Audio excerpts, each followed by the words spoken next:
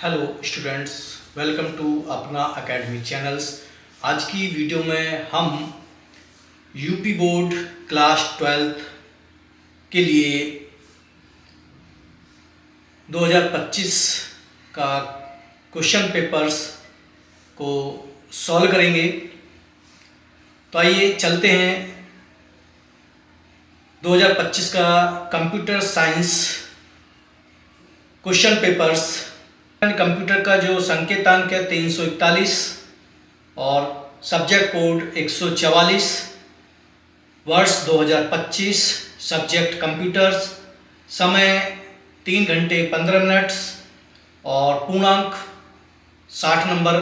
जैसे कि हम जानते हैं कि कंप्यूटर साइंस का 12th क्लास में यूपी बोर्ड में 60 नंबर का थ्योरिकल पेपर होता है और 40 नंबर का प्रैक्टिकल होता है। तो क्वेश्चंस जो पेपर है उसके जो अंक हैं वो 60 नंबर है, 60 नंबर का है। नोट प्रारंभ के 15 मिनट परीक्षार्थियों को प्रश्न पत्र पढ़ने के लिए निर्धारित हैं, यानी बोर्ड का जो नियम है वो समय जो 3 घंटे 15 मिनट है, तो 15 मिनट प्रारंभ के जो 15 मिनट है वो स्टूडेंट को पेपर को सही तरीके से पढ़ने के लिए निर्धारित किए गए हैं। तो सभी छात्र पहले पेपर को ध्यानपूर्वक पहले पूरे पेपर को पढ़ना है और बिना होपलेस हुए ध्यानपूर्वक पूरे ध्यान को केंद्रित करके पेपर को सॉल्व करना आरंभ करें। निर्देश सभी प्रश्नों के उत्तर देने हैं आपको। करते हैं पेपर को सॉल्व करते हैं। फर्स्ट क्वेश्चन है, दिए गए विकल्पों में से निम्नलिखित प्रश्नों के सही उत्तर चुनकर दीजिए। और इसमें फर्स्ट क्वेश्चन का जो फर्स्ट भाग है यानी फर्स्ट क्वेश्चन है कि ओओपी का आविष्कार किसने किया। तो ओओपी के आविष्कार की बात करें तो इसका ऑप्शन है थर्ड, एलन के। और एलन के एक अमेरिकन कंप्यूटर साइंस के वैज्ञानिक हैं जिन्होंने स्मॉल टॉक भाषा का भी आविष्कार किया था। और ओओपी का जो चलन था, जो फेमस हुई थी, वो स्मॉल टॉक भाषा से ही आरंभ हुई थी। तो फर्स्ट का ऑप्शन जो है वो डी है। अब यदि हम एक क्वेश्चन की बात करें तो यहाँ है ओओपी का आविष्कार किसने किया। यहाँ 4 ऑप्शन दिए हुए हैं। ए में एंड्रिया फेरो, एडेल गोल्डबर्ग, एलन के और डेनिस रिची।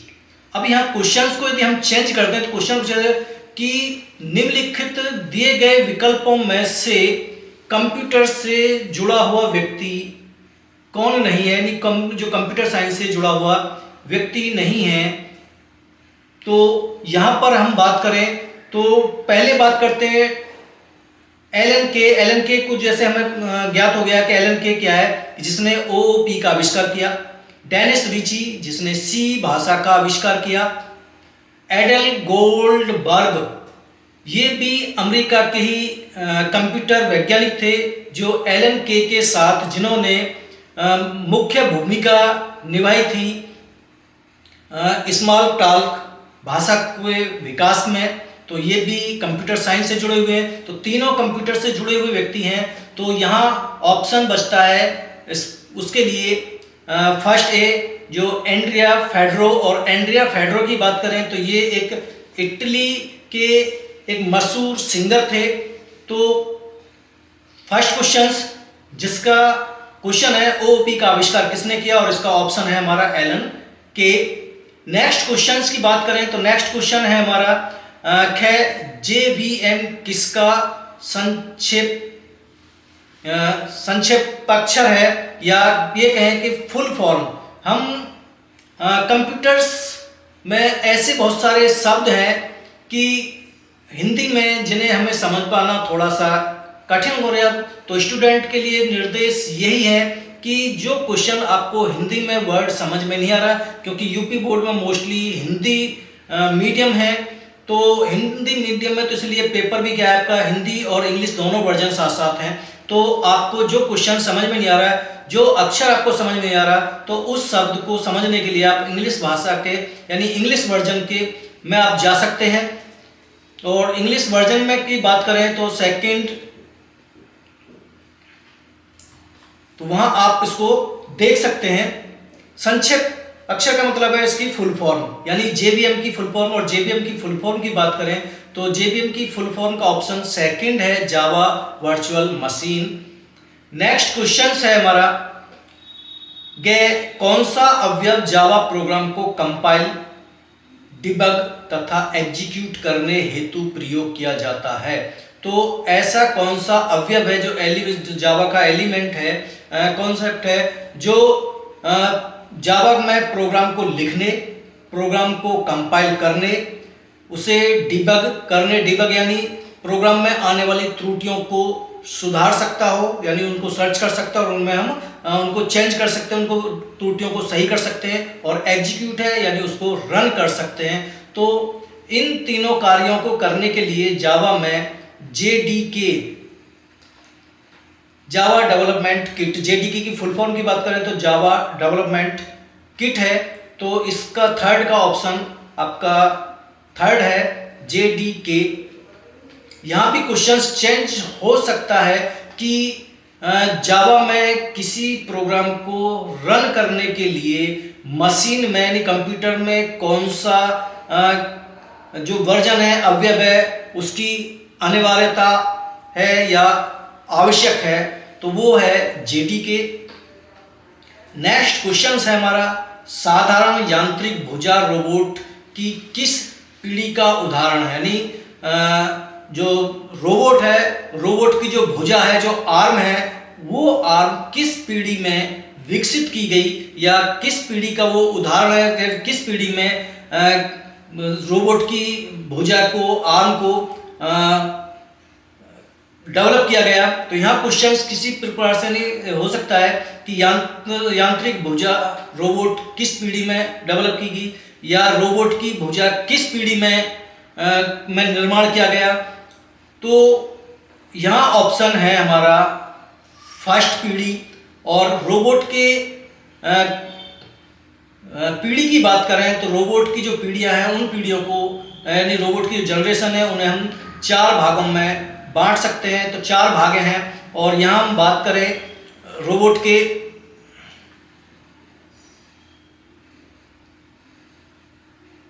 पीढ़ी की, तो रोबोट की जो पीढ़ियां हैं वो हम यहाँ पर इस प्रकार से देख सकते हैं कि रोबोट की जो पीढ़ी है, प्रथम पीढ़ी और उसकी विशेषताएं। तो विशेषता में केवल पूर्व निर्मित निर्देशों का काम करते हैं, यानी जो प्रथम पीढ़ी के जो रोबोट थे वो केवल पूर्व निर्मित निर्देश यानी रोबोट में जो सॉफ्टवेयर उसमें इंस्टॉल किए गए उन सॉफ्टवेयर के अनुसार ही वो काम कर सकते हैं। कोई निर्णय क्षमता नहीं है, यानी ऐसे रोबोट पहली पीढ़ी में ऐसे कोई भी रोबोट नहीं था जो स्वयं से डिसीजन ले सकता हो। साधारण यांत्रिक भुजा असेंबलिंग लाइन रोबोट, और उदाहरण है मैकेनिकल आर्म रोबोट। द्वितीय पीढ़ी की बात करेंगे, सेकंड जनरेशन की, तो सेंसर आधारित यानी सेंसर का आविष्कार द्वितीय पीढ़ी के रोबोट में हो गया था। वातावरण को महसूस कर सकते हैं, और जो सेकंड पीढ़ी के जो थे वो जो वातावरण है, एनवायरनमेंट है, एनवायरनमेंट को महसूस कर सकते थे। सीमित निर्णय क्षमता यानी कुछ लिमिटेड ही डिसीजन वो ले सकते थे। और इसके उदाहरण हैं वेल्डिंग रोबोट और पेंटिंग रोबोट। तो वेल्डिंग रोबोट या पेंटिंग जो रोबोट हैं वो सेकंड पीढ़ी के उदाहरण हैं। थर्ड जनरेशन की बात करें तो कृत्रिम बुद्धिमत्ता यानी एआई का प्रयोग, सीखने और अनुकूलन की क्षमता से थर्ड पीढ़ी के रोबोट में आ गई थी। और ऑटोनोमस मोबाइल रोबोट। चौथी पीढ़ी की बात करें तो उन्नत AI plus IoT, internet of things plus machine learning, मानव जैसी सोच और सहयोग क्षमता, ये सभी क्या थे, चौथी पीढ़ी के रोबोट थे। नेक्स्ट क्वेश्चन है हमारा, निर्माण उद्योग में ड्रोन का उपयोग कहाँ किया जाता है? तो यहाँ इसके ऑप्शन की बात करें तो वो हमारा इसका ऑप्शन 4 है, यानी सभी में, यानी inventory management, volumetric measurement, structural integrated maintenance, यानी उद्योग में, निर्माण उद्योग में ड्रोन का उपयोग मुख्य रूप से सर्वेक्षण, साइट मॉनिटरिंग, सुरक्षा निरीक्षण और 3D मैपिंग के लिए किया जाता है। तो इसके आधार पर हम इस क्वेश्चन नंबर 5, क्वेश्चन नंबर 5 का, यानी फर्स्ट का जो ऑप्शन 5 है, तो उसका जो क्वेश्चन है, ऑप्शन है उसका वो 4th है, यानी इनमें सभी में प्रयोग, ड्रोन का प्रयोग किया जाता है। नेक्स्ट, ये इंग्लिश वर्जन है। और नेक्स्ट क्वेश्चन है हमारा सेकंड क्वेश्चन, और सेकंड क्वेश्चन निम्नलिखित प्रश्नों के उत्तर एक शब्द या एक वाक्य में देने हैं, और इनका भी जो मार्क्स है वो एक एक नंबर के ये क्वेश्चन है। तो आपको केवल जितना पूछा गया है केवल उतना ही जवाब देना है, उससे ज़्यादा जवाब नहीं देना है। जैसे कि क्वेश्चन में दिया हुआ है, या इसका आंसर या तो आप एक शब्द में दे सकते हैं या एक वाक्य में, एक सेंटेंस में दे सकते हैं, इससे ज़्यादा इसका आंसर नहीं देना है। तो क्वेश्चन नंबर सेकंड का फर्स्ट जो क्वेश्चन है, OOP क्या है? तो OOP की बात हम करें तो OOP जिसकी फुल फॉर्म है ऑब्जेक्ट ओरिएंटेड प्रोग्रामिंग, एक प्रोग्रामिंग मॉडल है, यानी क्या है, एक प्रोग्रामिंग मॉडल है जिसमें प्रोग्राम को ऑब्जेक्ट और क्लासेस के आधार पर डिजाइन किया जाता है। इसका उद्देश्य कोड को अधिक मॉड्यूलर, पुनः प्रयोज्य, सुरक्षित और वास्तविक दुनिया की समस्याओं से जुड़ा बनाना है। ओप्स में थोड़ा सा और आगे चलते हैं तो ऑब्जेक्ट ओरिएंटेड प्रोग्रामिंग एक ऐसी प्रोग्रामिंग पद्धति है जिसमें डाटा और उस पर होने वाले ऑपरेशन को एक साथ बांधकर ऑब्जेक्ट्स के रूप में प्रस्तुत किया जाता है। यह प्रोसीजरल प्रोग्रामिंग से अलग है, जहां केवल फंक्शंस और लॉजिक पर ध्यान दिया जाता है। प्रोसीजरल प्रोग्रामिंग यानी जावा, यानी OOP ऑब्जेक्ट जिसका बेस है, और ऑब्जेक्ट बेस जो प्रोग्रामिंग भाषाएं हैं वो जावा, C++, पाइथन, C#, जो भाषाएं वो ऑब्जेक्ट आधारित भाषाएं हैं। और ये सभी क्या है, उच्च स्तरीय प्रोग्रामिंग भाषाएं हैं। और उच्च स्तरीय प्रोग्रामिंग भाषाएं दो प्रकार की होती हैं, एक पहली है प्रोसीजरल प्रोग्रामिंग लैंग्वेज और दूसरी है object oriented programming language. Next question number second का दूसरा क्वेश्चन है JDI क्या है? और JDI यानी जावा में JDI का पूरा नाम है जावा डिबग इंटरफेस। यह जावा प्लेटफॉर्म डिबग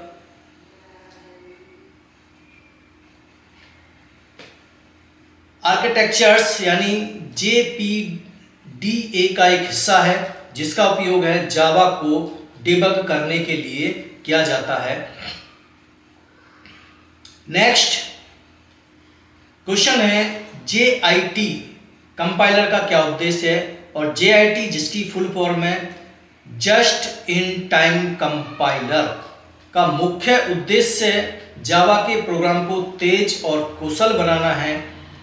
यह JVM यानी जावा वर्चुअल मशीन का ही एक हिस्सा है और रन टाइम पर बाइट कोड को मशीन कोड में बदलकर प्रोग्राम को गति प्रदान करता है। यानी JIT का जो मुख्य कार्य है, यानी जिसकी full form just in time compile है, और इसका जो मुख्य उद्देश्य है जावा प्रोग्राम को तेज और कुशल बनाना। और जावा प्रोग्राम को कुशल और तेज किस प्रकार से बनाता है कि ये just in time compiler JVM का पार्ट है, और JVM जो अपनी जावा है, अपने जावा में लिखे गए प्रोग्राम को बाइट कोड में कन्वर्ट किया जाता है, यानी बदला जाता है। जैसे कि हम जानते हैं कि सभी उच्च स्तरीय प्रोग्रामिंग भाषाओं के साथ में एक अपना ट्रांसलेटर होता है, और जिसका कार्य होता है प्रोग्राम में लिखे हुए निर्देशों को मशीनी कोड में परिवर्तित करना। तो जावा पहले किसमें, बाइट कोड में कन्वर्ट करता है, और JIT का कार्य होता है यानी बाइट कोड को भी मशीनी कोड डायरेक्ट जिसे 0 और 1 में कन्वर्ट किया जाता है, जो मशीन की अपनी यानी कंप्यूटर की मेन भाषा है। तो जब मेन भाषा में हम किसी व्यक्ति से भी बात करते हैं तो वो वहाँ वार्तालाप तेजी से होती है, और यदि हम किसी दूसरी भाषा में होते हैं तो समय वही लगता है कि पहले उस भाषा को अपनी भाषा में ट्रांसलेट हम करते हैं और तब उसको हम उसका जवाब देते हैं। तो यहाँ भी कंपाइलर क्या है, JIT कंपाइलर है जो बाइट कोड को मशीनी कोड में डायरेक्ट कन्वर्ट करता है, जिससे कि जावा में लिखे गए प्रोग्राम की जो गति है वो बढ़ जाती है। नेक्स्ट क्वेश्चन है सेकंड नंबर का ही यानी डी पार्ट्स, रोबोट की 3 चुनौतियों के नाम लिखिए। तो रोबोटिक्स की जो चुनौतियां हैं वो 3 चुनौतियां कौन सी हैं? नंबर 1 है संवेदन और धारणा।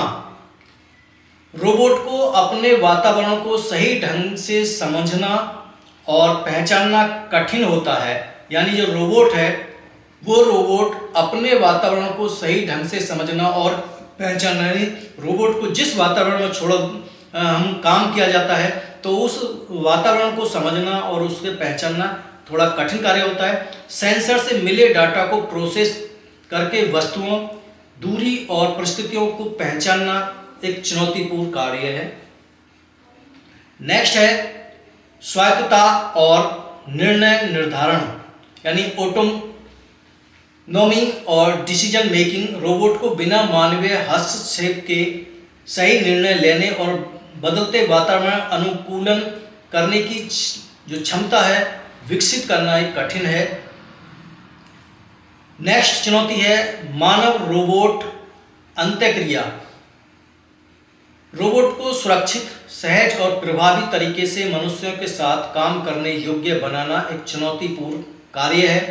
इसमें भाषा को समझना, इशारों को पहचानना और सहयोग करना शामिल है। तो ये रोबोट की 3 चुनौतियां थी। नेक्स्ट क्वेश्चन नंबर 2 का ही नेक्स्ट क्वेश्चन है, ड्रोन तकनीकी किसने बनाई? तो ड्रोन तकनीकी को किसने बनाया? तो ड्रोन का जो जिसे हम UAV भी कहते हैं, तो ड्रोन तकनीकी UAV जिसका पूरा नाम है अनमैन्ड एरियल व्हीकल्स का विकास किसी एक व्यक्ति ने नहीं किया बल्कि कई वैज्ञानिकों और इंजीनियरों के योगदान से हुआ। आधुनिक ड्रोन तकनीकी के जनक की बात करें तो अब्राहम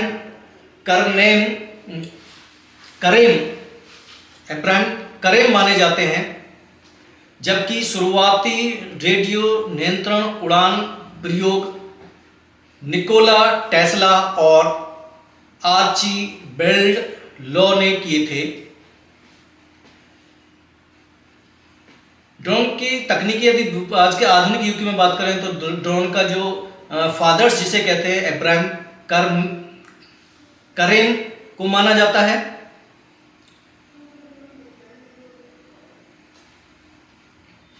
ये क्वेश्चंस शॉर्ट में भी हो सकता है, यहाँ भी क्वेश्चंस कई प्रकार के, यानी UAV का फुल फॉर्म क्या है या इसके फादर्स ऑफ ड्रोन किसको कहते हैं, तो यहाँ भी क्वेश्चंस किस प्रकार से हो सकते हैं। OOP की आवश्यकता क्यों हुई, यानी ऑब्जेक्ट, और यानी क्वेश्चन नंबर 3 का कै, और ये 3 का जो कै है वो क्वेश्चंस हमारा 2 नंबर का, यानी क्वेश्चन नंबर 3 की बात करें तो क्वेश्चन नंबर 3 हमारा 2 नंबर का क्वेश्चन है। निम्नलिखित प्रश्नों के उत्तर दीजिए, जिसमें क्वेश्चन है OOP की आवश्यकता क्यों हुई, कोर जावा क्या है, संक्षेप में वर्णन कीजिए, कोर जावा एवं एडवांस जावा में अंतर क्या है, और रोबोट के कई 8 उपयोग, यानी कोई 8 उपयोग लिखिए, ड्रोन का परिचय दीजिए। तो ये क्वेश्चन नंबर 3 है, और 3 के कै का आंसर की बात करें तो ऑब्जेक्ट ओरिएंटेड प्रोग्रामिंग की आवश्यकता इसलिए हुई क्योंकि पारंपरिक यानी प्रोसीजरल जो प्रोग्रामिंग बड़े और जटिल प्रोग्रामों को संभालने में कठिन हो गया था। यानी जो प्रोसीजर प्रोग्रामिंग थी यानी ऑब्जेक्ट ओरिएंटेड प्रोग्रामिंग से पहले जो प्रोग्रामिंग भाषाएं थी, जो सी जैसी भाषाएं थी, तो उनमें बड़े प्रोग्राम्स को और जो बड़े प्रोग्राम और जटिल प्रोग्राम जो थे, जैसे वो किसी साइंस से संबंधित या बिजनेस से संबंधित जो प्रोग्राम थे या मैथ से संबंधित जो प्रोग्राम थे, उनको संभालना थोड़ा सा कठिन कार्य हो गया था। तो OOP ने कोड को अधिक मॉड्यूलर, पुनः प्रयोज्य, सुरक्षित और वास्तविक दुनिया की इकाइयों से जुड़ा बनाने का तरीका दिया था। और OOP का जो आविष्कार हमने देखा, तो OOP का आविष्कार किसने किया था, OOP की शुरुआत किसने की थी, OOP की आवश्यकता क्यों पड़ी। तो OOP की आवश्यकता की बात करें तो सबसे पहला है जटिलता प्रबंधन। तो प्रोसीजर प्रोग्रामिंग में कोड लंबा और असंगठित हो जाता था। छोटे बदलाव करने पर पूरे प्रोग्राम पर असर पड़ता था। OOP ने कोड को क्लासेस और ऑब्जेक्ट्स में बांटकर जटिलता कम की। उदाहरण, बैंकिंग सिस्टम में अकाउंट, कस्टमर, ट्रांजैक्शंस जैसी क्लासेस बनाकर अलग अलग जिम्मेदारियां दी जा सकती हैं। नेक्स्ट, कोड पुनः प्रयोज्यता यानी कोड की रीयूजेबिलिटी। और प्रोसीजरल प्रोग्रामिंग में बार बार वही फंक्शंस लिखने पड़ते थे। तो ऑप्स यानी ऑब्जेक्ट ओरिएंटेड प्रोग्रामिंग में इनहेरिटेंस, पॉलीमॉर्फिज्म्स जैसे कोड को पुनः प्रयोग करना आसान हुआ। इससे विकास का समय और लागत दोनों घट गए। नेक्स्ट, वास्तविक दुनिया का मॉडलिंग। OOP ने प्रोग्रामिंग को वास्तविक दुनिया की इकाइयों से यानी ऑब्जेक्ट से जोड़ दिया। उदाहरण, कार क्लास में इंजन, व्हील्स, ड्राइव, मेथड जैसे विशेषताएं। इससे प्रोग्राम समझना और डिजाइन करना आसान हो गया। नेक्स्ट है सुरक्षा और डाटा संरक्षण। तो प्रोसीजर प्रोग्रामिंग में डाटा सीधे असेंबल होता था और ऑब्जेक्ट ओरिएंटेड में एनकैप्सुलेशन और एब्स्ट्रैक्शन से डाटा को छुपाकर केवल आवश्यक मेथड उपलब्ध कराए जाते हैं। इससे प्रोग्राम अधिक सुरक्षित और विश्वसनीय बना। नेक्स्ट, मेंटेनेंस और स्केलेबिलिटी। बड़े प्रोग्राम्स यानी बड़े प्रोजेक्ट्स में बदलाव करना आसान हुआ और OOP ने मॉड्यूलिटी दी, जिससे अलग अलग हिस्सों को स्वतंत्र रूप से बदला जा सकता है। मॉड्यूलिटी का अर्थ क्या है, यानी बड़े बड़े प्रोग्राम को छोटे छोटे भागों में, छोटे छोटे प्रोग्राम में बांटने की जो तकनीक है उसे ही मॉड्यूलिटी हम कहते हैं। टीम वर्क और सहयोग भी आसान हुआ। तो ये थे हमारे OOP की आवश्यकताएं। नेक्स्ट क्वेश्चन है हमारा क्वेश्चन नंबर 3 का है, कोर जावा क्या है और संक्षिप्त वर्णन कीजिए। अब कोर जावा, तो जावा, कोर जावा, एडवांस जावा यानी जावा, यहाँ थोड़ा थोड़ा डिफरेंस यानी परिभाषा और उसके कार्य क्षेत्र में ही डिफरेंस है। तो यूपी बोर्ड के जो स्टूडेंट्स हैं उनके जो सिलेबस है, वहाँ सिलेबस में वो कोर जावा ही उनका सिलेबस है। तो कोर जावा की हम बात करें तो कोर जावा का अर्थ है जावा भाषा की मूल अवधारणाएं और फीचर्स। यानी कोर जावा की बात करें तो कोर जावा भाषा की मूलभूत अवधारणाएं और फीचर्स जिनका प्रयोग सामान्य एप्लीकेशन बनाने में किया जाता है।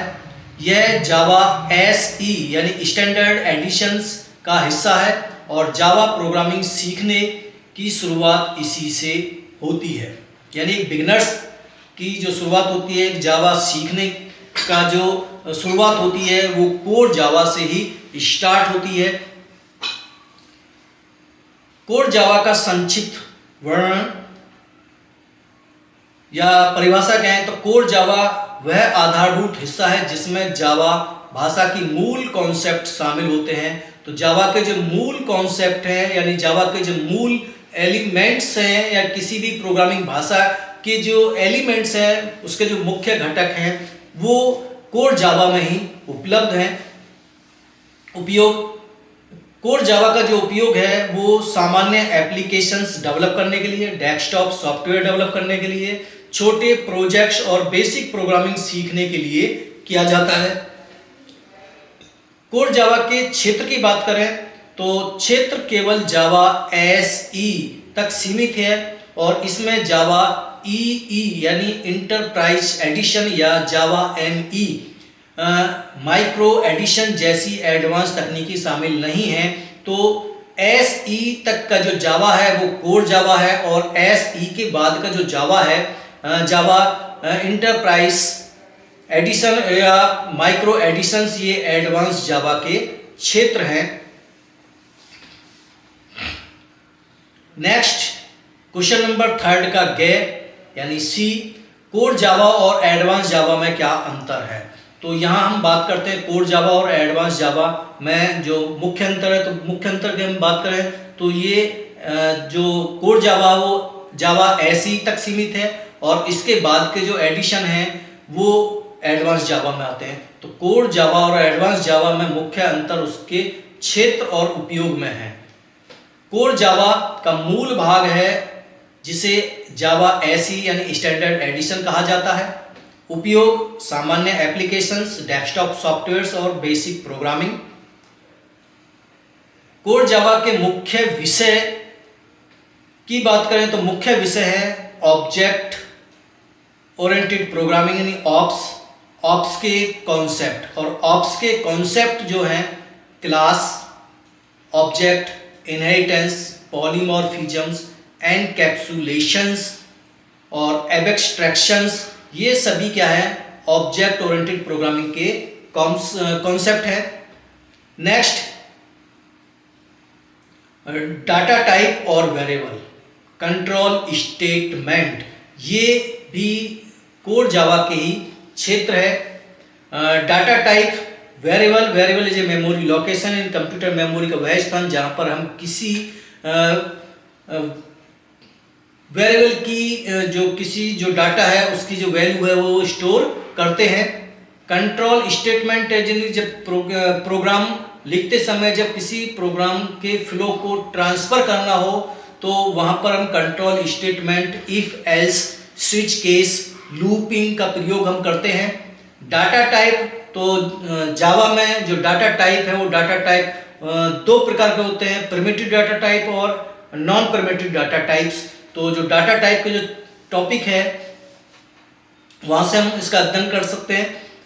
नेक्स्ट एरे और string, exceptions handling, multi threading, IO stream यानी input output string, collections, framework और JDBC यानी JDBC की जो फुल फॉर्म है तो जावा डाटाबेस कनेक्टिविटी, ये JDBC की फुल फॉर्म है।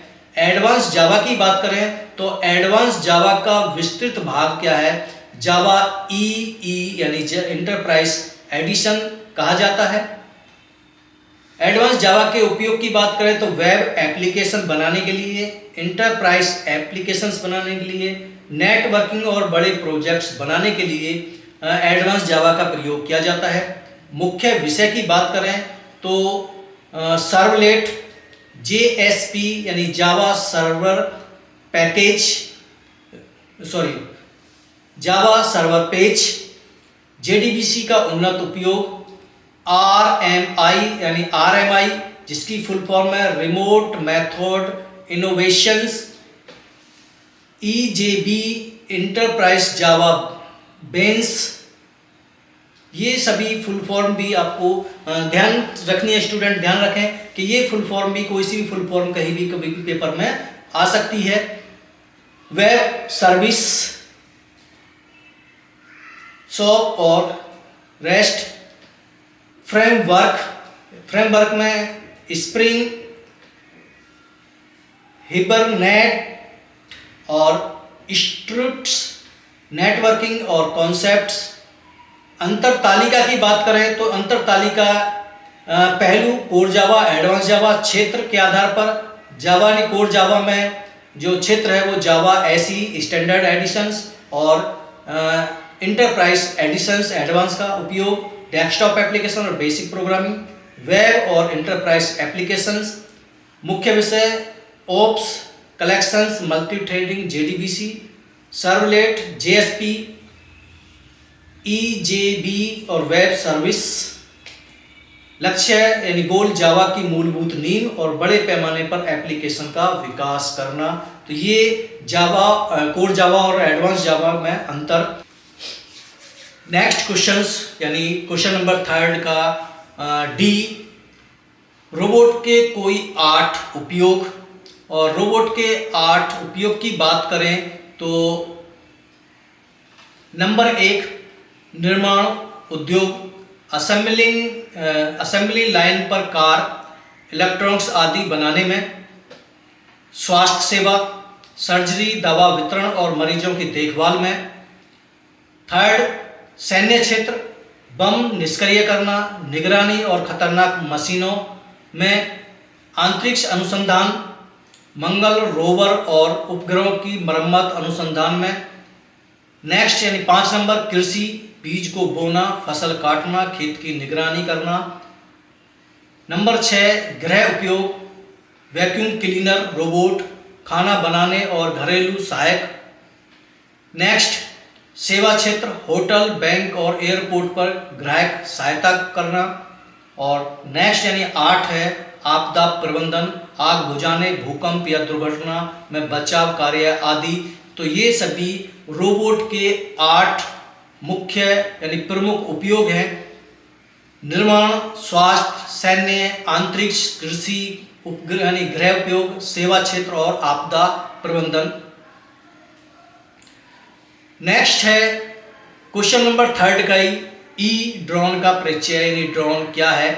तो ड्रोन के परिचय की बात करें तो ड्रोन, जिसे तकनीकी भाषा में UAV यानी जिसका पूरा नाम अनमैन्ड एरियल व्हीकल कहा जाता है, एक ऐसा उड़ने वाला यंत्र है जिसे बिना पायलट के दूरी से नियंत्रण किया जाता है। यह रेडियो सिग्नल्स, GPS और सेंसर की मदद से उड़ता है और विभिन्न कार्यों को पूरा करता है। ड्रोन की विशेषताएं, तो ड्रोन की विशेषताओं में नंबर 1 है मानव रहित यान, यानी इसमें कोई पायलट नहीं बैठता, इसे दूर से नियंत्रण किया जाता है। सेंसर और कैमरे, यानी उच्च रेजोल्यूशन कैमरे, GPS और अन्य सेंसर लगे होते हैं। बहुउपयोगी, यानी इसका जो उपयोग है सैन्य, औद्योगिक, कृषि, निर्माण, मनोरंजन आदि में किया जाता है। लचीलापन, छोटे आकार से लेकर बड़े आकार तक के विभिन्न प्रकार के ड्रोन मार्केट में उपलब्ध हैं। ड्रोन के उपयोग, तो उपयोग की बात सैन्य क्षेत्र, कृषि क्षेत्र, निर्माण क्षेत्र, स्वास्थ्य सेवा और मनोरंजन यानी फोटोग्राफी, वीडियोग्राफी और खेलों की कवरेज आदि, ये सभी क्या है ड्रोन के का परिचय है। तो परिचय भी हो सकता है, ड्रोन की विशेषताओं पर क्वेश्चन हो सकता है। ड्रोन के उपयोग, यानी जैसे क्वेश्चन नंबर इससे पहले था ड्रोन के प्रमुख 8 उपयोग, तो उन 8 उपयोगों में से ये 4 उपयोग हमने यहाँ पर भी दिखाए हैं। तो क्वेश्चंस, नेक्स्ट क्वेश्चन है क्वेश्चन नंबर 4, और क्वेश्चन नंबर 4 के की यानी ऑप्शन नंबर A की बात करें तो OOP में क्लास को परिभाषित कीजिए, यानी क्लास को परिभाषित करना है, क्लास की डेफिनेशंस देनी है और किसके अकॉर्डिंग देनी है, ऑब्जेक्ट के अकॉर्डिंग देनी है। तो क्लास ऑब्जेक्ट ओरिएंटेड प्रोग्राम की एक मूल इकाई है, यानी क्लास क्या है, OOP की एक मुख्य इकाई है। यह एक ब्लूप्रिंट या एक टेम्पलेट होता है जिसके आधार पर ऑब्जेक्ट बनाए जाते हैं, यानी क्लास के आधार पर ही ऑब्जेक्टों का निर्माण किया जाता है। या क्वेश्चंस यहां भी हो सकता है कि OOP में क्लास की आवश्यकता क्या है। तो क्लास की आवश्यकता क्या है कि ऑब्जेक्ट को बनाने के लिए हमें क्लास की आवश्यकता होती है। क्लास की विशेषताएं, तो डाटा और मेथड का एक समूह होता है, यानी क्लास क्या होती है, एक डाटा और जो मेथड है उनका एक समूह होता है। क्लास में डाटा और मेथड्स यानी फंक्शंस दोनों परिभाषित होते हैं। ब्लूप्रिंट क्लास केवल संरचना बनाती है, वास्तविक कार्य ऑब्जेक्ट करता है। पुनः प्रयोज्यता, एक बार क्लास बनाने के बाद उसके कई ऑब्जेक्ट बनाए जा सकते हैं। और वास्तविक दुनिया का मॉडल्स, तो ये ओपी क्लास की परिभाषा। नेक्स्ट क्वेश्चन फोर्थ का ख यानी बी, जावा के लाभ। तो जावा के जो लाभ हैं वो क्या है? तो जावा एक लोकप्रिय प्रोग्रामिंग भाषा है, इसके कई फायदे हैं। यही कारण है कि आज भी उद्योग और शिक्षा दोनों में व्यापक रूप से इसका प्रयोग किया जाता है। तो जावा के प्रमुख लाभ, तो प्रमुख लाभ की बात करें तो प्लेटफॉर्म स्वतंत्रता नंबर 1 है। प्लेटफॉर्म स्वतंत्रता, जावा का नारा ही क्या है? राइट वन रन एनीवेयर, यानी एक बार कोड लिखने के बाद इसे किसी भी ऑपरेटिंग सिस्टम पर चलाया जा सकता है, क्योंकि JVM बाइट कोड को एग्जीक्यूट करता है। यानी JVM जो है वो एक बार प्रोग्राम लिखेगा तो उसे किस में कन्वर्ट करता है? बाइट कोड में को उसे कन्वर्ट कर देता है, एग्जीक्यूट कर देता है। दूसरा जावा का जो लाभ है वो ऑब्जेक्ट ओरिएंटेड है, और जावा पूरी तरह से OOP यानी ऑब्जेक्ट ओरिएंटेड प्रोग्रामिंग भाषा पर आधारित है, जिसे कोड मॉड्यूलर, रीयूजेबल और मेंटेनेबल बनाता है। नेक्स्ट सुरक्षा, यानी जावा का जो थर्ड मुख्य लाभ है वो है सिक्योरिटी यानी सुरक्षा। तो जावा में सिक्योरिटी मैनेजर और बाइट कोड वेरीफायर होते हैं जो प्रोग्राम को सुरक्षित वातावरण से चलाते हैं। नेक्स्ट है मल्टी थ्रेडिंग सपोर्ट, यानी जावा में एक साथ कई कार्य चलाना आसान है, जिससे परफॉर्मेंस बेहतर होती है। नेक्स्ट है रिच API और लाइब्रेरी, यानी जावा में networking, input output, collections, database connectivity, JDBC जैसी लाइब्रेरी पहले से ही उपलब्ध होती हैं, जिन्हें एक प्रोग्रामर आवश्यकता के अनुसार अपने प्रोग्राम में यूज कर सकता है। नेक्स्ट बड़ा समुदाय और सपोर्ट, जावा का विशाल डेवलपर कम्युनिटी है, जिससे सीखना और समस्याओं का समाधान आसान हो जाता है। नेक्स्ट है उच्च प्रदर्शन यानी JIT यानी जस्ट इन टाइम कंपाइलर, जो JVM ऑप्टिमाइजेशंस की वजह से जावा को तेज और कुशल बनाता है। नेक्स्ट है इंटरप्राइज और मोबाइल एप्लीकेशंस, यानी जावा का प्रयोग बड़े इंटरप्राइज सिस्टम्स, वेब एप्लीकेशंस और एंड्रॉयड मोबाइल ऐप्स बनाने में किया जाता है। तो ये जावा के लाभ। नेक्स्ट क्वेश्चंस यानी फोर्थ का C, जावा के विभिन्न संस्करणों में के बारे में लिखिए। तो संस्करण जो जावा के जो वर्जन हैं, वर्जन पूछा है, तो जावा के विभिन्न संस्करण समय के साथ विकसित हुए हैं ताकि भाषा अधिक सुरक्षित, तेज और आधुनिक आवश्यकताओं के अनुरूप बन सके। शुरुआती संस्करण यानी जावा की जो शुरुआत हुई थी JDK 1.0 या 96 यानी 1996 में से शुरू होकर आज तक जावा के 21 यानी 2023 में और 2023 में LTS और आगे आने वाले जो जावा 25 यानी 2025 में LTS तक पहुंच चुके हैं। तो ये जावा के संस्करण हैं। यदि हम जावा के संस्करणों का संक्षिप्त इतिहास की बात करें तो जावा के संस्करण, तो ये संस्करण पहला है JDK 1.0 जो 1996 में आया था, पहला आधिकारिक संस्करण है। बेसिक क्या है? OOP फीचर्स, AWT यानी एब्स्ट्रैक्ट विंडो किट और एपलेट शामिल थे। नेक्स्ट दूसरा वर्जन है JDK 1.2 98 में आया था। कलेक्शंस फ्रेमवर्क की शुरुआत हुई, स्विंग और GUI टूल किट जोड़ा गया। नेक्स्ट थर्ड वर्जन है J2SE यानी 1.4 2002 में, रेगुलर एक्सप्रेशंस चेनिंग और NIO यानी new input output API, Java web start और लॉगिंग API की शुरुआत 3rd वर्जन में हुई। नेक्स्ट जावा SE यानी 5.0 2004 में, generic annotations, auto bookings, auto boxing और unboxing, enhance for loop. Next 5वां वर्जन है जावा SE 6 यानी 2006 में,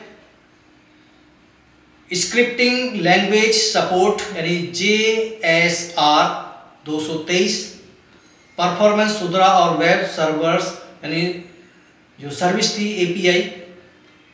6वां वर्जन है जावा SE 7 2011 में, try with resource, diamond operators, NIO2 file system API। 7वां वर्जन की बात करें तो जावा SE 8 2014, लंबडा एक्सप्रेशंस और streams API, date and time API, Java dot times, functional programming की ओर कदम। 8वां वर्जन जावा SE 9 2017 में, module systems and project, jigsaw और JSL। नेक्स्ट 9वां वर्जन जावा SE 11 2018, LTS long term support. LTS की full form की बात करें तो यहाँ पे long terms supports, HTTP client API standard बना, जावा FX को आगे किया गया। 10वां वर्जन जावा SE 17 2021, LTS। 11वां वर्जन जावा SE 2021 2023 में, वर्चुअल थ्रेड्स प्रोजेक्ट लूम। और 12वां वर्जन जो लास्ट वर्जन है जावा SE 25 2025 में, ये ओरेकल के अनुसार LTS संस्करण होगा। तो ये थे जावा के संस्करण यानी उसके वर्जन्स। नेक्स्ट क्वेश्चंस की हम बात करें तो नेक्स्ट क्वेश्चन है रोबोट प्रोग्रामिंग की विधियां क्या हैं। तो रोबोट प्रोग्रामिंग यानी क्वेश्चन नंबर 4 का D, रोबोट प्रोग्रामिंग की विधियां कई प्रकार की होती हैं, जिसमें सबसे सामान्य है teach patent programming, offline programming, direct coding और AI मशीन विजन आधारित प्रोग्रामिंग।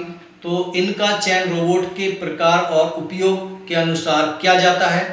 रोबोट प्रोग्रामिंग की प्रमुख विधियां, टीच पेटेंट प्रोग्रामिंग, रोबोट को हाथ से नियंत्रित करके उसकी मूवमेंट रिकॉर्ड की जाती है। लगभग 90% औद्योगिक रोबोट इसी विधि से प्रोग्राम किए जाते हैं। सरल और व्यवहारिक लेकिन समय लेने वाली है। दूसरी है ऑफलाइन प्रोग्रामिंग, कंप्यूटर पर सॉफ्टवेयर के माध्यम से रोबोट की मूवमेंट और कार्य पहले से डिजाइन किए जाते हैं। सिमुलेशन करके त्रुटियों को पहले ही दूर किया जाता है। उत्पादन रोके बिना प्रोग्रामिंग संभव है। थर्ड है डायरेक्ट कोडिंग, रोबोट कोडिंग भाषा जैसे पाइथन, C++, जावा से सीधे प्रोग्राम किया जाता है। अधिक लचीलापन और जटिल कार्यों के लिए उपयोग होते हैं। विशेषज्ञता की आवश्यकता होती है। नेक्स्ट है लीड थ्रू प्रोग्रामिंग, रोबोट को हाथ से पकड़कर उसकी मूवमेंट कराई जाती है और सिस्टम उसे रिकॉर्ड कर लेता है। नेक्स्ट है ग्राफिकल प्रोग्रामिंग, GUI आधारित ड्रैग एंड ड्रॉप इंटरफेस से रोबोटिक प्रोग्रामिंग, शुरुआती उपयोगकर्ताओं और शिक्षा क्षेत्र में लोकप्रिय। नेक्स्ट AI और मशीन विजन आधारित प्रोग्रामिंग, रोबोट कैमरा और सेंसर से वातावरण को समझकर खुद निर्णय लेता है। मशीन लर्निंग और कंप्यूटर विजन तकनीकी का उपयोग, आधुनिक स्मार्ट रोबोट में उपयोग। नेक्स्ट वॉइस और जेस्चर कंट्रोल प्रोग्रामिंग, रोबोट को आवाज या हाथ के इशारों से नियंत्रण किया जा सकता है। मानव रोबोट इंटरेक्शन को आसान बनाता है। और लास्ट है हाइब्रिड विधियां, तो कई तकनीकों का मिश्रण जैसे touch patent plus offline simulations औद्योगिक उत्पादन में दक्षता बढ़ाने के लिए उपयोग हैं। तो ये थे रोबोट की विधियां, यानी रोबोट में जो प्रोग्रामिंग होती है उसकी जो विधियां हैं। नेक्स्ट क्वेश्चंस है फोर्थ का ही हमारा ड्रोन के वर्गीकरण के बारे में लिखना है।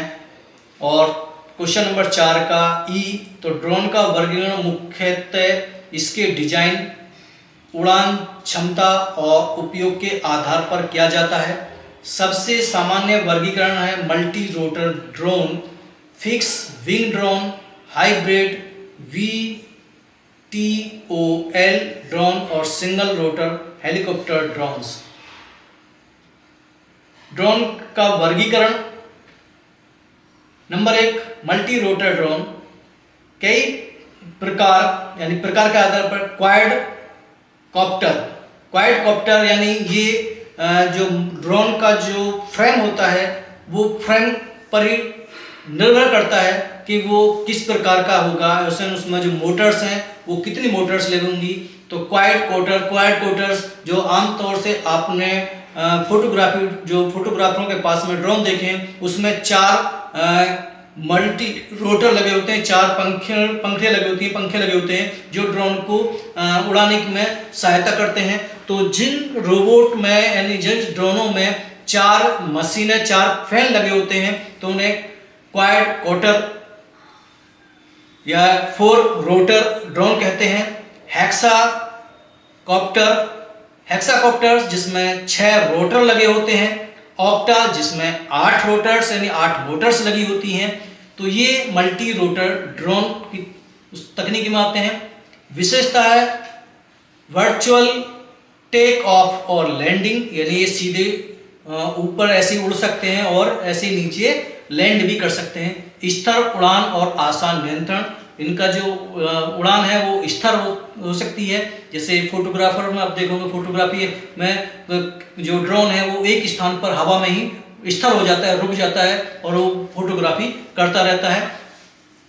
उपयोगी फोटोग्राफी सर्वेक्षण और निगरानी। नेक्स्ट है फिक्स विंग ड्रोन, विशेषता हवाई जहाज जैसी संरचना, यानी ये जो ड्रोन है इनकी जो संरचना है, जिनका जो आकार है वो जैसे हवाई जहाज होते हैं उसकी जो पंखड़े होती हैं वो फिक्स होती हैं, तो वो फिक्स विंग ड्रोन कहलाते हैं। लंबी दूरी और अधिक समय तक उड़ान भरने की क्षमता इनमें होती है। उपयोग मैपिंग, कृषि निगरानी और सैन्य मिशन। नेक्स्ट है हाइब्रिड VTOL ड्रोन, यानी हाइब्रिड VTOL यानी vertical take off and landing. VTOL vertical take off and landing. तो ये मल्टी रोटर और फिक्स विंग का मिश्रण है। ये टेक ऑफ और लंबी दूरी की उड़ान दोनों संभव कर सकता है। लॉजिस्टिक्स, डिलीवरी और औद्योगिक निरीक्षण किसके उपयोग किया जाता है। Next single rotor helicopter drone, तो जिसमें एक ही, जैसे हेलीकॉप्टर में एक ही पंखड़ी होती है, तो ऐसे ड्रोन जिसमें एक ही हेलीकॉप्टर की तरह एक ही पंखड़ी हो, एक ही मोटर हो, तो वो सिंगल रोटर हेलीकॉप्टर ड्रोन कहलाते हैं। इनकी संरचना हेलीकॉप्टर जैसी होती है, अधिक भार उठाने की इनमें क्षमता होती है। उपयोग भारी उपकरणों का परिवहन, सैन्य और औद्योगिक कार्य करने के लिए किया जाता है। नेक्स्ट है नैनो और मिनी ड्रोन, तो नैनो यानी छोटे और माइक्रो जो ड्रोन हैं छोटे आकार के, हल्के हैं, सीमित बैटरी और उड़ान इनकी सीमित है, जो शिक्षा, मनोरंजन और इनडोर रिसर्च जैसे, या आजकल हम बच्चों को टॉय के रूप में, खिलौने के रूप में भी उन ड्रोन का प्रयोग किया जाता है। तो ये सभी क्या है, नैनो ड्रोन हैं। सर्विलाइंस और मिलिट्री ड्रोन्स, विशेषता लंबी दूरी, ऊंचाई और उन्नत कैमरे होते हैं इनके। रियल टाइम डाटा ट्रांसमिशन होता है। इनका उपयोग सीमा सुरक्षा, युद्ध क्षेत्र जैसी निगरानी करने के लिए इनका प्रयोग किया जाता है। तो ये थे हमारे ड्रोन के जो वर्गीकरण हैं। नेक्स्ट क्वेश्चन है क्वेश्चन नंबर 5, और क्वेश्चन नंबर 5 की बात करें तो क्वेश्चन नंबर 5 क्वेश्चन नंबर जो 4 था, प्रत्येक क्वेश्चन 3 नंबर का है।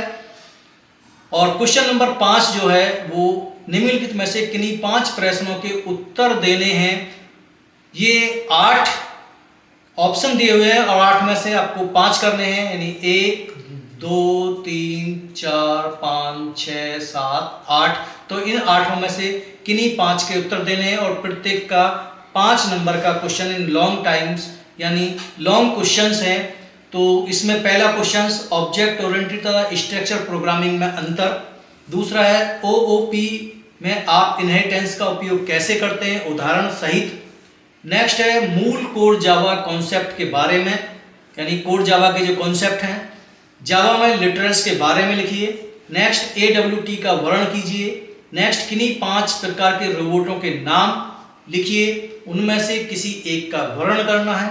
रोबोट की नियंत्रण प्रणाली का कार्य वर्णन कीजिए और लास्ट है ड्रोन के अनुप्रयोग पर टिप्पणी लिखिए। तो ये क्वेश्चन नंबर 5, तो इन्हें सॉल्व करते हैं। तो आगे चलते हैं। क्वेश्चन नंबर 5 ऑब्जेक्ट ओरिएंटेड तथा स्ट्रक्चर प्रोग्रामिंग। जैसे कि हम जानते हैं कि जो प्रोग्रामिंग भाषाएं हैं, जो उच्च स्तरीय प्रोग्रामिंग भाषाएं, वो 2 प्रकार की होती हैं, एक स्ट्रक्चर प्रोग्रामिंग और दूसरी होती है ऑब्जेक्ट ओरिएंटेड प्रोग्रामिंग। तो ऑब्जेक्ट ओरिएंटेड प्रोग्रामिंग जिसे हम शॉर्ट में ऑप्स कहते हैं और स्ट्रक्चर प्रोग्रामिंग, दोनों ही प्रोग्रामिंग पद्धतियां हैं, लेकिन इनका दृष्टिकोण और उपयोग अलग अलग है। तो यहाँ हम टेबल के अकॉर्डिंग देखते हैं ऑप्स और स्ट्रक्चर प्रोग्रामिंग। पहलू, परिभाषा, मुख्य इकाई, डाटा प्रबंधन और प्रयोज्यता के आधार पर हम इनको स्ट्रक्चर प्रोग्रामिंग और ऑब्जेक्ट। तो परिभाषा प्रोग्राम को फंक्शंस और कंट्रोल स्ट्रक्चर इफ लूप में बांटा जाता है, जबकि ऑब्जेक्ट जो ओरिएंटेड प्रोग्रामिंग है, प्रोग्राम को क्लास और ऑब्जेक्ट में बांटा जाता है। मुख्य इकाई फंक्शन और प्रोसीजर है और इसकी मुख्य इकाई है ऑप्स की क्लास और ऑब्जेक्ट है। डाटा प्रबंधन ग्लोबल और लोकल वेरिएबल में रखा जाता है, जबकि ऑब्जेक्ट ओरिएंटेड प्रोग्रामिंग में डाटा और मेथड को एक साथ एनकैप्सुलेशन में रखा जाता है। नेक्स्ट है पुनः प्रयोज्यता। फंक्शन को रीयूज किया जा सकता है लेकिन सीमित, जबकि इनहेरिटेंस और पॉलीमॉर्फिज्म से कोड रीयूज करना आसान है। वास्तविक दुनिया का मॉडल वास्तविक इकाई को सीधे दर्शाना कठिन है, जबकि ऑब्जेक्ट ओरिएंटेड प्रोग्रामिंग में ऑब्जेक्ट्स वास्तविक दुनिया की इकाइयों को दर्शाते हैं। सुरक्षा की दृष्टि से देखें तो डाटा अक्सर सीधे एक्सेसिबल होता है, जबकि एनकैप्सुलेशन और एब्स्ट्रैक्शन से डाटा सुरक्षित रहता है। मेंटेनेंस, बड़े प्रोग्राम को बदलाव करना कठिन है, जबकि मॉड्यूलर स्ट्रक्चर होने से मेंटेनेंस आसान हो जाता है। और उदाहरण के आधार पर तो पास्कल और सी स्ट्रक्चर प्रोग्रामिंग के उदाहरण हैं, जबकि ऑब्जेक्ट ओरिएंटेड प्रोग्रामिंग के उदाहरण जावा, C++, पाइथन, सी है। तो बोर्ड एग्जाम में क्वेश्चंस 1 नंबर में, वेरी शॉर्ट क्वेश्चन नंबर में पहले भी रिपीट हुआ है कि किन्हीं 2 ऑब्जेक्ट ओरिएंटेड प्रोग्रामिंग भाषाओं के उदाहरण यानी उनके नाम लिखिए। तो जावा, C++, पाइथन, C#, ये उसके आंसर्स हो सकते हैं। क्वेश्चन नंबर 5 का ख, ऑब्जेक्ट ओरिएंटेड प्रोग्रामिंग में आप इनहेरिटेंस का उपयोग कैसे करते हैं उदाहरण सहित लिखिए। अब यहाँ उदाहरण सहित है तो हमें यहाँ प्रोग्राम्स भी इनहेरिटेंस का देना पड़ेगा। तो इनहेरिटेंस क्या है? इनहेरिटेंस का अर्थ होता है उत्तराधिकार, जिसमें एक क्लास अपने समस्त गुण या कुछ गुणों को अपनी दूसरी क्लास यानी चाइल्ड क्लास को विरासत के रूप में प्रदान करती है। तो उसे हम क्या कहते हैं? इनहेरिटेंस कहते हैं। तो इनहेरिटेंस ऑब्जेक्ट ओरिएंटेड प्रोग्रामिंग की एक महत्वपूर्ण अवधारणा है। इसका उपयोग एक क्लास की विशेषताएं और व्यवहार को दूसरी क्लास में पुनः उपयोग करने के लिए किया जाता है। इनहेरिटेंस का जो उद्देश्य है, कोड को पुनः प्रयोज्यता, एक बार लिखे गए कोड को बार बार उपयोग करना, हायरार्की बनाना, यानी पेरेंट्स और चाइल्ड क्लास के बीच संबंध स्थापित करना, और विस्तार मौजूद क्लास को बढ़ाकर नई सुविधाएं जोड़ना। तो ये इनहेरिटेंस के उद्देश्य हैं। इनहेरिटेंस के प्रकार की बात करें तो इनहेरिटेंस सिंगल इनहेरिटेंस, एक क्लास दूसरी क्लास से विरासत लेती है। मल्टी लेवल इनहेरिटेंस, एक क्लास दूसरी क्लास से और वह तीसरी से विरासत लेती है। हायरार्किकल इनहेरिटेंस, एक ही पेरेंट्स क्लास से कई चाइल्ड क्लास बनते हैं। और मल्टीपल इनहेरिटेंस, कई पेरेंट्स क्लास से एक चाइल्ड क्लास बनते हैं। जावा में सीधे नहीं लेकिन इनहेरिटेंस से संभव है। और इनहेरिटेंस का पांचवा है हाइब्रिड इनहेरिटेंस, यानी जब एक से ज़्यादा इनहेरिटेंस के प्रकार को जोड़कर एक नया प्रकार बनाया जाता है तो उसे हाइब्रिड इनहेरिटेंस भी कहते हैं। उदाहरण की बात करें तो उदाहरण को हम जावा के जो प्रोग्राम है यानी इनहेरिटेंस का जो प्रोग्राम है तो हम प्रोग्राम के थ्रू ही हम उसको देखते हैं। तो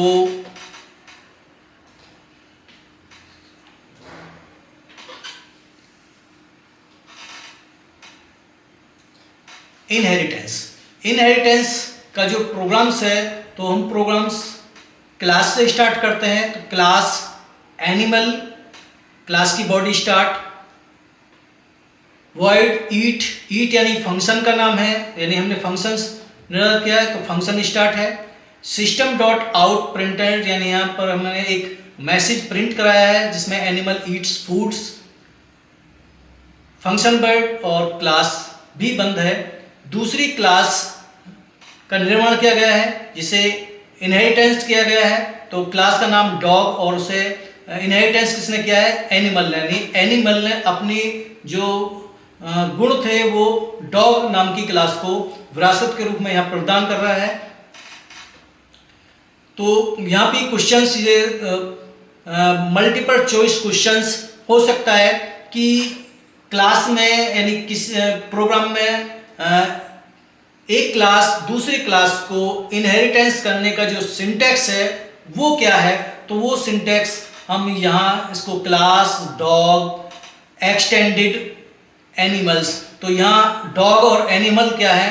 क्लास है। जो एनिमल क्लास है वो डॉग क्लास को इनहेरिटेंस करता है। इनहेरिटेंस करने के लिए एक्सटेंडेड का प्रयोग किया जाता है, की का प्रयोग किया जाता है। और यहाँ वॉइड वर्क यानी ऑब्जेक्ट में फंक्शन है वो डिक्लेयर किया गया है। यहाँ भी एक मैसेज प्रिंट किया गया है सिस्टम डॉट आउट, यानी जावा में जैसे हम जाते हैं कि आउटपुट फंक्शंस है system dot out dot print L, और ब्रैकेट में यानी जो छोटा कोष्टक है उसमें जो मैसेज लिखेंगे डबल क्यूट के अंदर तो वो एक मैसेज है। तो यहाँ पर डॉग बर्ड्स दोनों क्लास और फंक्शंस दोनों क्लोज हो गए। मेन क्लास, तो मेन क्लास पब्लिक से स्टार्ट होती है। तो पब्लिक क्लास टेस्ट इनहेरिटेंस यानी क्लास का नाम है, क्लास की बॉडी स्टार्ट है। Public static void main string बड़ा कोष्टक स्टार्ट और क्लोज है। ARGS और मेन फंक्शन की बॉडी स्टार्ट।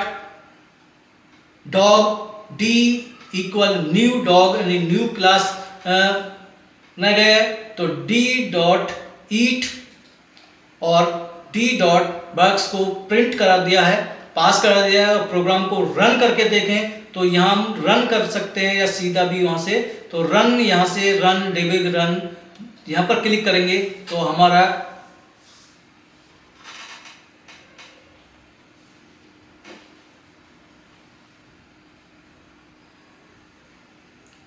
प्रोग्राम का आउटपुट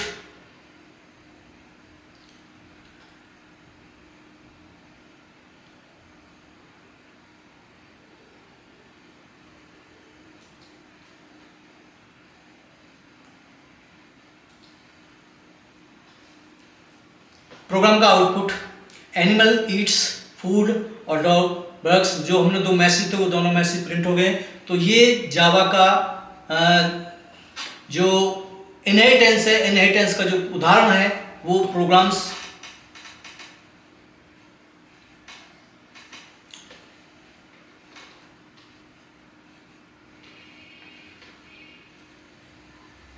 नेक्स्ट क्वेश्चंस 5वें का गया कोर जावा कॉन्सेप्ट्स के बारे में लिखिए। तो जावा के जो कॉन्सेप्ट्स हैं, जो जावा के एलिमेंट्स हैं या जावा के जो घटक हैं, तो कोर जावा का अर्थ है जावा भाषा की बुनियादी अवधारणाएं यानी फंडामेंटल्स, जो हर जावा प्रोग्रामर को सीखनी चाहिए। ये कॉन्सेप्ट जावा एसई यानी स्टैंडर्ड एडिशन का हिस्सा है और आगे एडवांस जावा तथा फ्रेमवर्क सीखने की नींव भी इसी से आरंभ होती है। कोर जावा के प्रमुख कॉन्सेप्ट्स, तो प्रमुख कॉन्सेप्ट्स में डाटा टाइप्स, वेरिएबल्स और तो data types, primitive data types, जो primitive data type int, float, char, booleans, और नॉन प्रिमिटिव डाटा टाइप्स यानी डाटा टाइप्स दो प्रकार के। वेरिएबल्स, वेरिएबल से मेमोरी लोकेशंस है, कंप्यूटर मेमोरी का वह स्थान जहां पर किसी डाटा को स्टोर किया जाता है। नेक्स्ट है ऑब्जेक्ट ओरिएंटेड कॉन्सेप्ट्स। तो ऑब्जेक्ट ओरिएंटेड जो प्रोग्रामिंग के जो कॉन्सेप्ट हैं वो कौन कौन से हैं? क्लास है, ऑब्जेक्ट है यानी ब्लूप्रिंट और वास्तविक इकाई, इनहेरिटेंस कोड को पुनः प्रयोज्यता, पॉलीमॉर्फिज्म एक ही नाम के मेथड को अलग अलग रूप में, यानी पॉलीमॉर्फिज्म भी दो शब्दों से मिलेगा, पॉली और मोर, यानी पॉली यानी एक ही उसके अनेक रूप, तो यानी एक ही नाम के अलग अलग रूप हैं। एनकैप्सुलेशंस भी दो शब्दों से मिलकर बना हुआ है, तो एन और कैप्सुलेशन, एन यानी एक और कैप्सुलेशंस यानी कैप्सूल यानी आवरण। तो जब डाटा और मेथड को एक ही यूनिट में बांधना की जो विशेषता है वो एनकैप्सुलेशन के माध्यम से की जाती है। एब्स्ट्रैक्शंस केवल आवश्यक जानकारी दिखाना, यानी डाटा की सुरक्षा के लिए एब्स्ट्रैक्शंस है, और एब्स्ट्रैक्शंस एक ऐसा कॉन्सेप्ट है जो डाटा की सुरक्षा प्रदान करता है, यानी केवल उसी डाटा को वो दिखाता है जिसकी आवश्यकता है, बाकी को हाइड, इसकी सहायता से हाइड किया जा सकता है। नेक्स्ट कंट्रोल स्टेटमेंट, और कंट्रोल स्टेटमेंट किसी प्रोग्रामिंग भाषा में वो स्टेटमेंट होते हैं जो प्रोग्राम के फ्लो को एक स्थान से दूसरे स्थान पर ट्रांसफर करने के लिए प्रयोग किया जाता है, जैसे if, else, switch case, loops, for loop, while loop, do while. ये लूप है, ये कंट्रोल स्टेटमेंट है। नेक्स्ट है एरे और स्ट्रिंग। एरे एक डाटा स्ट्रक्चर्स है, एक ही प्रकार के डाटा के समूह को हम एरे कहते हैं। तो जब हमें प्रोग्राम में बहुत सारा डाटा इकट्ठा एक ही जैसा डाटा को यूज करना है, तो उस डाटा को हम एक संगठन के रूप में, एक ग्रुप के रूप में बांधकर प्रयोग करते हैं, और उसी को हम क्या कहते हैं? एरे कहते हैं। और स्ट्रिंग क्या है? String is a array of characters, यानी कैरेक्टर के एरे को ही स्ट्रिंग कहते हैं। शब्दों के समूह को ही हम क्या कहते हैं? अक्षरों के समूह को क्या कहते हैं? स्ट्रिंग कहते हैं। सब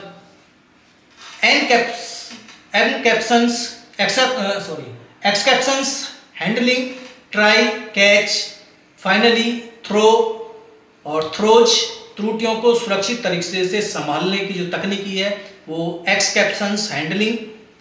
मल्टी थ्रेडिंग, एक साथ कई कार्य चलाना। Collections, framework, list, set, map जैसे डाटा स्ट्रक्चर्स। IO स्ट्रीम यानी इनपुट आउटपुट स्ट्रीम्स के संभालने के लिए क्लासेस। और JDBC जिसकी फुल फॉर्म है जावा डाटाबेस कनेक्टिविटी, डाटाबेस से कनेक्ट होकर डाटा का आदान प्रदान करने की जो तकनीकी है वो JDBC। तो ये सभी क्या थे? जो कोर जावा है, कोर जावा के कॉन्सेप्ट हैं। तो वो कॉन्सेप्ट नेक्स्ट क्वेश्चन है 5वें का डी, जावा में लिटरल्स के बारे में लिखिए। तो लिटरल्स क्या है? तो लिटरल्स वह स्तर मान यानी कॉन्सोनेंट वैल्यू है जिसे सीधे प्रोग्राम में लिखा जाता है। यह किसी वेरिएबल को असाइन किया जा सकता है और रन टाइम पर इनका मान नहीं बदला जा सकता, यानी जिनका मान स्थिर कर दिया जाए उसे ही हम क्या कहते हैं, लिटरल्स कहते हैं। और इनके मान को प्रोग्राम में रन टाइम एक बार फिक्स करने के बाद इन्हें चेंज नहीं किया जा सकता। लिटरल के प्रकार की बात करें तो लिटरल के जो प्रकार हैं वो निम्नलिखित प्रकार हैं। सबसे पहला है इंटीजर लिटरल्स। और इंटीजर लिटरल्स कौन से होते हैं, यानी जो बिना दशमलव वाले मान होते हैं उन्हें इंटीजर लिटरल्स कहते हैं। और ये इंटीजर लिटरल्स विभिन्न नंबर सिस्टमों में डिक्लेयर किए जा सकते हैं, जैसे दशमलव, डेसिमल नंबर सिस्टम में भी डिक्लेयर किए जा सकते हैं, जैसे इंट एक्स, और एक्स की वैल्यू क्या है 100, यानी वो 100 हमने फिक्स कर दिया है, तो ये क्या है, लिटरल्स है।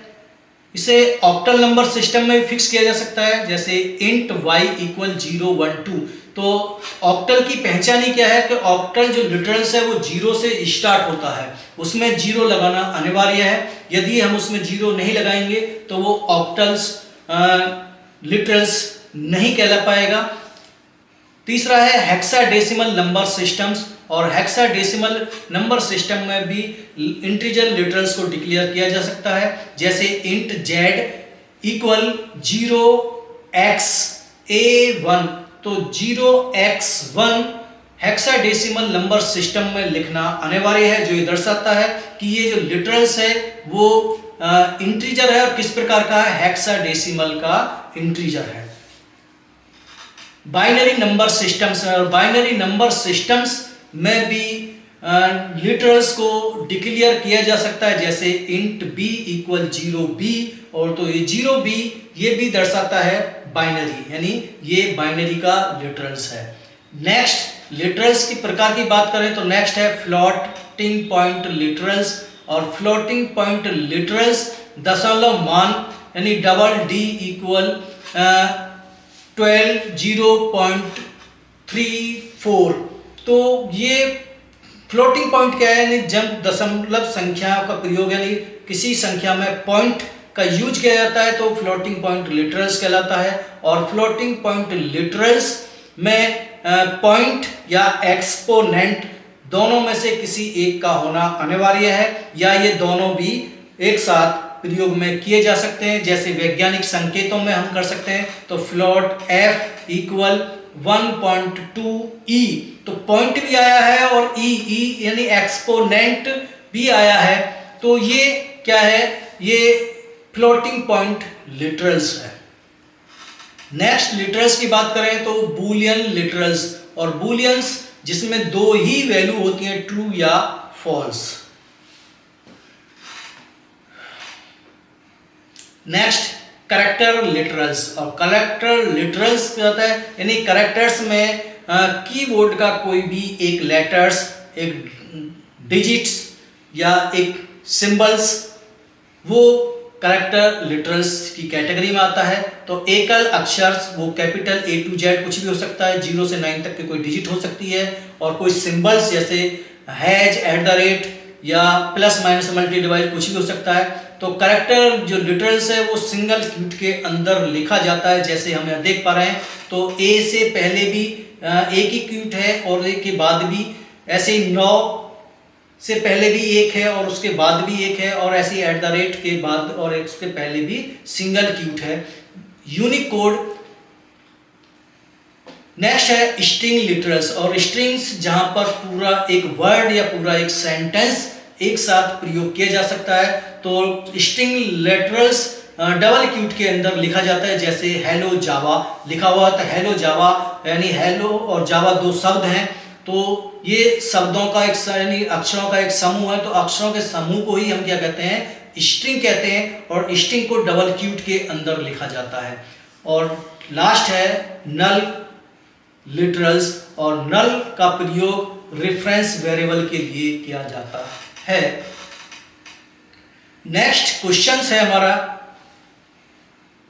5वें का AWT का वर्णन कीजिए। और AWT यानी जिसका पूरा नाम है एब्स्ट्रैक्ट विंडो टूल किट, जावा का एक GUI की full form graphical user interface framework है, जिसका उपयोग विंडो, बटन, टेक्स्ट बॉक्स मेनू आदि जैसे ग्राफिकल कंपोनेंट बनाने के लिए किया जाता है। यह जावा एसई का हिस्सा है और शुरुआती जावा जीयूआई प्रोग्रामिंग में इसका प्रयोग किया जाता है। AWT की विशेषताएं, तो AWT यानी GUI कंपोनेंट्स प्रदान करता है, यानी buttons, label, text field, check box, radio buttons, menu आदि। सेकंड है प्लेटफॉर्म डिपेंडेंट, यानी AWT component underlying OS के नेटिव UI पर आधारित होते हैं। इवेंट हैंडलिंग नेक्स्ट है, mouse click, key press, window close जैसी घटनाओं को संभालने के लिए इवेंट डेलीगेशंस मॉडल तैयार करता है। नेक्स्ट है लेआउट मैनेजर्स, कंपोनेंट्स को व्यवस्थित करने के लिए बॉर्डर लेआउट, फ्लो लेआउट और ग्रिड लेआउट आदि सुविधा प्रदान करता है। और नेक्स्ट है ग्राफिकल सपोर्ट, यानी ड्राइंग, शेप्स, कलर, इमेज आदि के लिए ग्राफिकल क्लास की शुरुआत करता है। जावा में AWT का प्रयोग कैसे किया जाता है, तो उसके लिए हम programs AWT programs import java.awt.star semicolons, import java.awt.event.stars, public class myAWT examples, हमने क्लास का नाम रखा है, क्लास की बॉडी स्टार्ट है। Public static void main string args, public class start यानी मेन फंक्शन की बॉडी स्टार्ट है। Frame f equal new frame, और न्यू फ्रेम में एग्जाम्पल है AWT एग्जाम्पल यानी मैसेज है। Buttons b equal new buttons, और लेबल है ये b क्लिक मी। b सेट बाउंड्स, और सेट बाउंड उसकी जो साइज है x 50 y 100, विड्थ 80, हाइट 30, और f add b f dot set size हमने विड्थ और हाइट 300 रखी है। और f सेट लेआउट यानी इमेज के रूप में नल है, और f सेट विजिबल ट्रू, और प्रोग्राम्स हमारा यहाँ पर क्लोज हो गया है। तो प्रोग्राम का आउटपुट हम देखें तो रन पर क्लिक करेंगे तो हमारा आउटपुट ये इस प्रकार से दिखाई देगा, यानी एक नई विंडो GUI विंडो तैयार हो गई है। और GUI विंडो यानी हमने जो है फ्रेम F दिया है, तो इसका जो टाइटल है वो टाइटल यहाँ दिया हुआ है AWT एग्जाम्पल्स। बटन B यानी बटन हमने यहाँ पर जिस पर चेक मी यानी एक पुश बटन है, हमने एक बटन इसको जैसे प्रेस कर रहे हैं तो पुश ये हो रहा है, तो पुश बटन बनाने के लिए सेट बाउंड यानी सेट जो चेक बॉक्स का जो वो है वो चारों तरफ का हमने वो इसको सेट किया है। ऐड और सेट साइज यानी विंडो का जो साइज है वो 30 यानी 300 पूरा दिया है। और उसका लेट आउट ये इस प्रकार से जावा में AWT का प्रयोग किया जाता है। तो ये उसके लिए प्रोग्राम्स। नेक्स्ट क्वेश्चन की बात करें तो नेक्स्ट क्वेश्चन की तरफ चलें तो क्वेश्चन नंबर 5 का किन्हीं 5 प्रकार के रोबोटों के नाम लिखिए, उनमें से किसी एक का वर्णन कीजिए। तो यहाँ पर 5 प्रकार के रोबोट की बात करें तो सबसे पहला है औद्योगिक रोबोट, दूसरा सेवा रोबोट, तीसरा सैन्य रोबोट, चौथा चिकित्सा रोबोट और पांचवा है अनुसंधान अंतरिक्ष रोबोट। औद्योगिक रोबोट का वर्णन करें तो औद्योगिक रोबोट वे रोबोट होते हैं जो कारखानों और उत्पादन इकाइयों में काम करते हैं। इनका प्रयोग मुख्यतः assembling line, welding, painting, packaging और सामग्री उठाने जैसे कार्यों में किया जाता है। विशेषताएं ये स्वचालित कार्य बार बार होने वाले कार्यों को तेजी और सटीकता से करते हैं। नेक्स्ट, उच्च उत्पादकता, इंसानों की तुलना में तेज और लगातार काम कर सकते हैं। सुरक्षा, खतरनाक वातावरण जैसे वेल्डिंग, भारी मशीनरी में इंसानों की जगह काम कर सकते हैं। लचीलापन, अलग अलग कार्यों के लिए प्रोग्राम किए जा सकते हैं। उदाहरण, कार निर्माण कंपनियों में रोबोट आर्म का प्रयोग गाड़ियों को असेंबल करने या पेंट करने के लिए किया जाता है।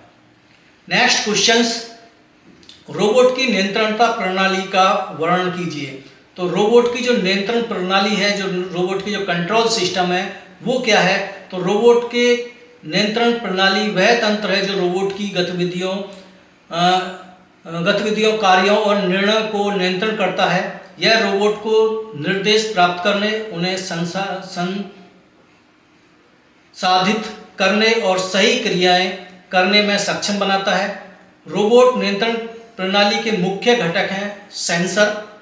रोबोट को वातावरण से जानकारी देने जैसे दूरी, तापमान, दाब, कैमरा इनपुट आदि ये क्या है? सेंसर की सहायता से प्राप्त होते हैं। नेक्स्ट है कंट्रोल यूनिट, और कंट्रोल यूनिट यानी जिसे रोबोट का मस्तिष्क भी कहा जाता है। तो सेंसर से प्राप्त डाटा को प्रोसेस करता है और एग्जीक्यूट्स को निर्देशन देता है। इसमें माइक्रो प्रोसेसर, माइक्रो कंट्रोलर लगा होता है।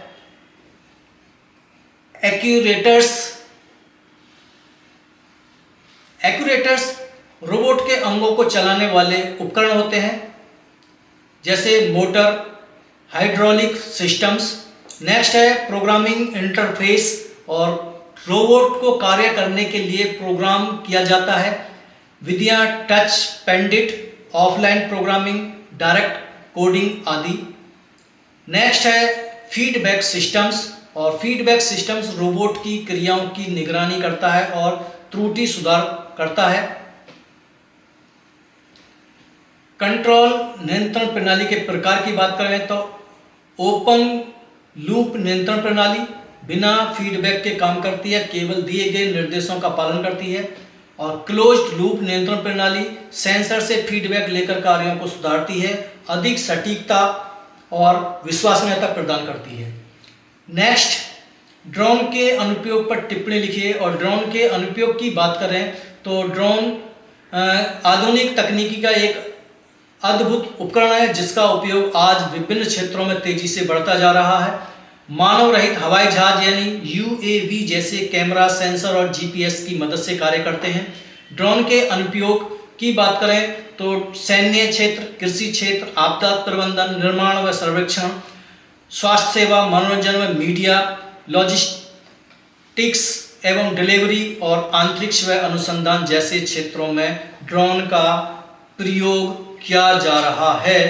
तो ये था यूपी बोर्ड का 12th क्लास का कंप्यूटर साइंस का 2025 का क्वेश्चन पेपर, जिसको हमने आज की वीडियो में सॉल्व किया है।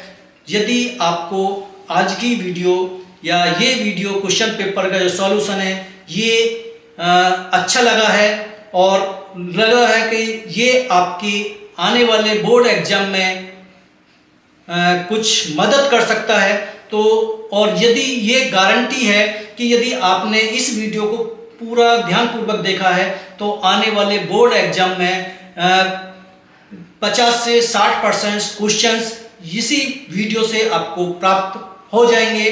तो हमारी वीडियो को लाइक कीजिए, शेयर कीजिए, सब्सक्राइब कीजिए कि इसी प्रकार के अन्य मॉडल पेपर्स भी आपको सॉल्व हो सकें और आपका सिलेबस का जो टॉपिक्स वाइज वीडियो आपको सही समय पर प्राप्त हो सके। तो इसी के साथ में धन्यवाद। जय हिंद।